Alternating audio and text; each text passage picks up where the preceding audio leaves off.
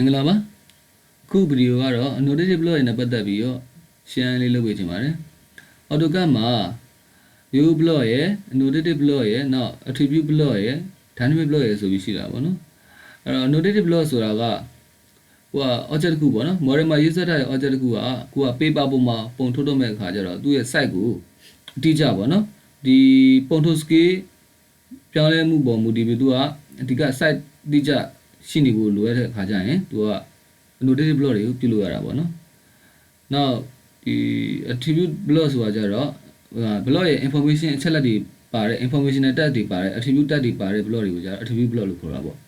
dynamic block ဆိုတာကြတော့ block ရဲ့ပုံစံနဲ့စအရွယ်စာမျိုးစုံကိုပြင်လေပြောင်းလဲပြုလုပ်ဖို့အတွက်ကြတော့ dynamic block ကိုပြုလုပ်တာပေါ့နော်ဟုတ်ပြီဒီခုဒီ bro ကဒီပုံကတော့ Pelema စနစ် template ကိုဖွင့်ထားပြီးတော့ Pelema စနစ်နဲ့ဆွဲထားတဲ့ plan ပုံလေးပေါ့နော်ဒါပေ30ပေ40ပဲလည်းရှိရ plan ပုံလေးပေါ့အဲ့တော့ဒီထဲမှာဒီစာရေးထိုးထားတာကတော့ဒီ tag တွေကကြတော့ annotated text တွေနဲ့ရေးထိုးထားတာပေါ့နော် dimension တွေလည်း annotated dimension တွေပေါ့နော်ဒီစာတွေလည်း annotated တွေပေါ့နော်ဟုတ်ပြီဒီပုံကို photo scale 2မျိုးနဲ့ annotated text တွေကိုရေးထိုးထားတာပေါ့နော် dimension တွေက photo scale 2မျိုးနဲ့ရေးထိုးထားတာပေါ့နော်အဲ့တော့ဒီ tag ရဲ့ဘေးကဒီ circle လေးကကြတော့ဒါ u circle object လေးပေါ့နော်ဒါ polygon လည်း u polygon လေးပေါ့နော်ဟုတ်ပြီအဲ့ဆိုရင် layer ဘက်ဆက်သွားကြည့်အောင်အဲ့တော့ဒီ paper ကတော့ A3 landscape ကိုလုပ်ထားတာနော်ဒီပေါ်ကို select မှတ်မယ်အဲ့တော့ photo scale 2မျိုးရှိတယ် 1/8 ကိုပြုလုပ်ထားတာပေါ့နော်နောက်တစ်ခုကတော့ 3/32 ပေါ့ခု 1/8 မှာဆိုရင်ကြတော့ sorry ခု annotated text တွေက paper ပေါ်မှာ 0.1 အရွယ်ပေါ်အောင်ဒါပြုလုပ်ထားတာပေါ့နော်ဟုတ်ပြီသူနဲ့ဒီ circle လေးကဒါအဆင်ပြေတယ်ပေါ့နော်လောဆယ်သူရဲ့ဒီ polygon လေးကလည်းဒါအဆင်ပြေတယ်အဲ့တော့နောက်ထပ် photo scale 3/32 ကိုပြောင်းကြည့်လိုက်တဲ့အချိန်ကျတော့ text တွေကတော့ annotated text တွေဆိုတော့ကြတော့သူတို့က 0.1 အရွယ်အတွက်ကိုသူက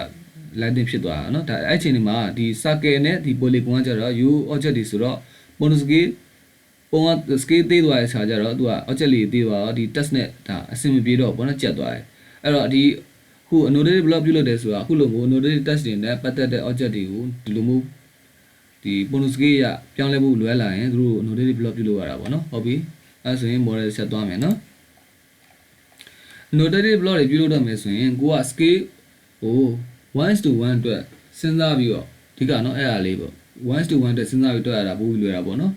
ကိုကအခုကဒီ stat တွေကကြတော့ဒါ paper ပေါ်မှာ 0.1 ရွယ်ပေါ်ကျင်တာဆိုတော့ဒါ 1:1 ရွယ်နေထားဆိုရင်အဲ့ဆိုရင် circle လေးကိုလည်းအဲ့ 0.1 ရွယ်မှာဆွဲပြီးတော့မှ block ပြုလုပ်ရင်ပိုအဆင်ပြေမှာပေါ့နော်ကိုစိတ်ကြိုက် scale ရှိရင်တော့လည်းရတယ်ပေါ့နော်ဒါကိုပုံမူတည်ရပေါ့အဓိကတော့ 1:1 အတွက်စဉ်းစားပြီးမှတွက်ရတာပေါ့နော်အဲ့ဆိုရင်block တွေမဖောက်ခင်မှာပထမဆုံး user မှာ layer 0မှာထားဆိုရင်ပိုအဆင်ပြေတာပေါ့နော်ဒီမှာ layer 0လေးကနထားမယ်ပြီးတော့ဒီနေရာမှာကိုက 1:1 ဆိုတော့ဒီ annotated scale ကို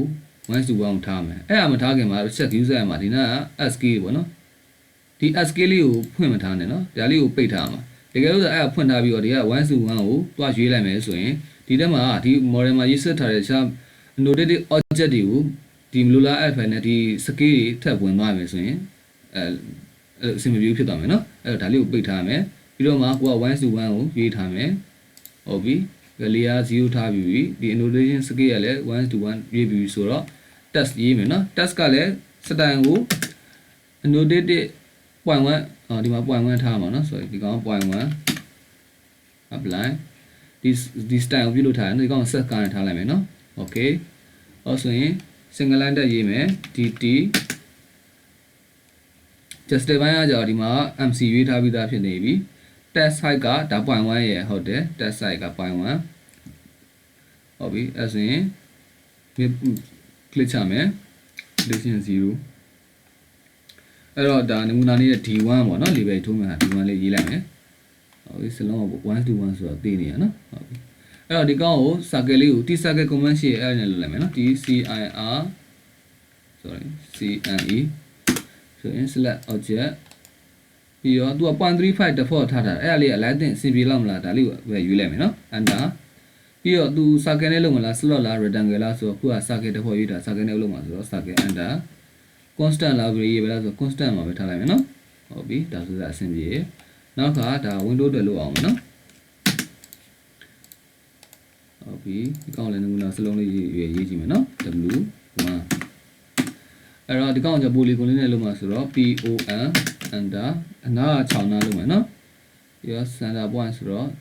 center point ပြမယ် second strand နဲ့လုပ်လိုက်မယ်နော်အဲ့တော့ဒီမှာ quadrant file မှာဆို QUA quadrant နဲ့ခေါ်မယ်နော် override နဲ့ခေါ်လိုက်တာပေါ့နော်ဟုတ်ပြီဒီ circle မလို့ဖြစ်လိုက်မယ်ဒီနေသားဆိုရင်ဒီက 0.1 အရွယ် test နဲ့ဒီဘေးကဒီ tag frame လေးပေါ့ဒီ frame လေးဒီကောင်လေးကဒါအဆင်ပြေတယ်ပေါ့နော်ဒီနေသားကိုပဲဒီကောင်လေးကို block ဖွဲ့ရမယ်အဲ့ဆိုရင် block TCIRCNT circle လေးပေါ့ဒါ select object circle ကို select မှတ်မယ် circle ပဲ select မှတ်မယ်နော်ဒီစလုံးလေးမှတ်ဆက်မလို့ဟုတ်ပြီ pick point center point ပြမယ်ဒီကဒီမှာ annotated ကိုကောက်ချက်ရမှာပေါ့နော်delete မှာပဲထားလိုက်မယ်နော်ဒီ block editor ကလည်းကောက်ချက်စမလို့ဒါ block editor တွေဝင်ပြစမလို့တော့ဆိုတော့ okay ပေးလိုက်မယ်ဒီကောင်ကို block လုပ်မယ်နော် polygon လေးကိုTQM ပေါ့နော်နာမည်တစ်ခုတက်ပတ်ပေးလိုက်ပေါ့နော် select object ပြီး pick point center point ဆိုတော့ဒီမှာမပေါ်ဒီမှာခဏစနက်ကိုကြည့်မယ် insertion လည်းရွေးထားပါတယ်စာနာကရပြီ okay ဒါ annotated ကိုကောက်ချက်မယ် okay အစရင်ဒီနှစ်ခုကမလို့တော့ဖြစ်လာမယ်ရတယ်အဲ့တော့ဒီမှာ1 to 1ဆိုတော့ဒီမှာ annotated scale တွေကမပေါ်တော့เนาะ scale ရပြန်ပြီးတော့သူ့ရဲ့ scale ကိုပြန်ရွေးရမှာเนาะ 1/8 ကိုရွေးလိုက်တယ်ဟုတ်ပြီဒီနေထားမှာပဲခုနက block တွေကိုဒီမှာ circle လေးလိုက်ပြန်စွတ်မယ်เนาะအဲ့တော့ဒီ circle လေးဒီမှာရှိပြီးသား circle တွေ U object တွေကိုပြန်ဖြတ်မယ်ဆိုတော့ဒီကောင်ကlabel ဆိုရဲ့ layer ထဲမှာရှိရယ်เนาะဟုတ်ပြီအဲ့ဆိုဒီ entire drawing နဲ့ circle တွေကို select မှတ်ဖြတ်မယ်ဆိုတော့ quick select နဲ့တွားမယ်เนาะဒါ entire drawing object type ကဒီရဲ့က circle ကိုရွေးမယ်ပေါ့เนาะ circle ကိုရွေးမယ်ဟုတ်တယ်နောက်ပြီးတော့သူက label ပေါ့နော် layer ဆိုတော့ layer ဆိုတော့ဒီက label ကိုရွေးလိုက်မယ်ဟုတ်ပြီအဲဆိုရင် okay label layer မှာရှိတဲ့ circle လေးကိုပုံ select မှတ်ပြီး delete ဖြတ်မယ်နော်အဲ့တော့ insert palette နဲ့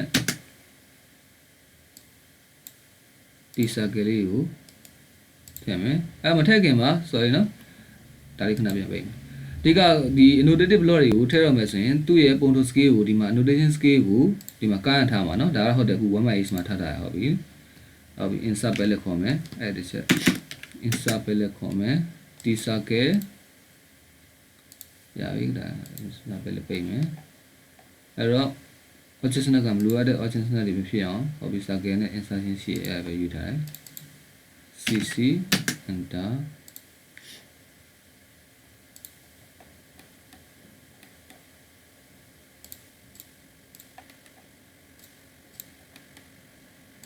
နော်ဟုတ်ပြီအဲ့ဆိုရင် polygon လေးတွေလုပ်မယ် polygon ကြတော့ဒီမှာရှိတဲ့ polygon ကြတော့သူ့ရဲ့ property ကဘာလဲဘယ်လိုရွေးကောင်းမလဲဆိုတော့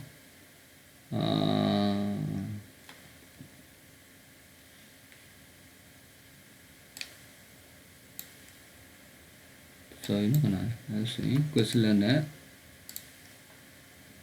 ဆက်မှာ polyline ဆိုရင် layer label ဆိုရင်ဟုတ်ပြီနော်ဒီ ဒီဟာလေး select မှတ်ပြီးသွားပြီနော်အဲ့တော့ delete နဲ့ဖြတ်မယ်အဲ့ဆိုရင် insert palette နဲ့ခေါ်မယ်နော် insert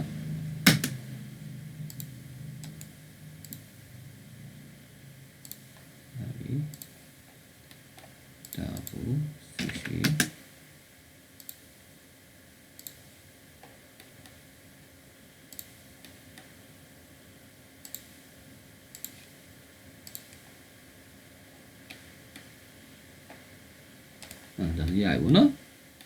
ဟုတ်ပြီအဲ့တော့ဒီဟာလေးလေးရဘက်မှာဆက်သွားကြည့်အောင်ဘယ်လိုနေထားရှိမလဲဆိုတော့ခုလက်ရှိsorry ဒီကောင်ကဒီ object နှစ်ခု block object နှစ်ခုကလက်ရှိ 1/8 မှာပဲထည့်ရသေးတယ်နော်သူတို့ကို 3.32 အတွက်ခုက ponto scale နှစ်ခုလောက်ထားတာဆိုတော့ 3.32 အတွက်ဘယ်လိုထည့်မလဲဆိုတော့ဒီမှာ s scale ကိုဖွင့်လိုက်မယ်နော်ဒါကိုဖွင့်ရမှာဖွင့်ပြီးရင်ဒီဘက်က3.32 ကိုရွေးလိုက်မယ်နော် okay အဲ့ဆိုတော့အဆင်ပြေပြီနော်ဒါမှသူ့ရဲ့ list ကဝင်တော့မှာပေါ့ဒီ property ထောက်ကြည့်မယ်တစ်ချက် control 1ထောက်ကြည့်မယ်ဆိုရင်သူ့ရဲ့ noted scale ကဒီမှာဒါကိုကြည့်လိုက်လို့ရတယ် scale list နှစ်ခုရှိရနော်1/8ရဲ့ 3.32 ရဲ့နှစ်ခုရှိပြီလားနော်ဟုတ်ပြီ okay အဲ့တော့လေးရပါမှာဆက်သွားကြည့်အောင်လက်ရှိက viewport select မှတ်မယ်ဒါ 3.32 မှာဆိုရင်ဟုတ်တယ်ဒီကောင်က US အဆင်ပြေရနော် 1/8 ကိုပြောင်းကြည့်မယ်ဒါအဆင်ပြေတာပေါ့နော်ဆုံးဖြတ်ကြည့်ရှုပေးရတဲ့ကျေးဇူးများတင်ပါတယ်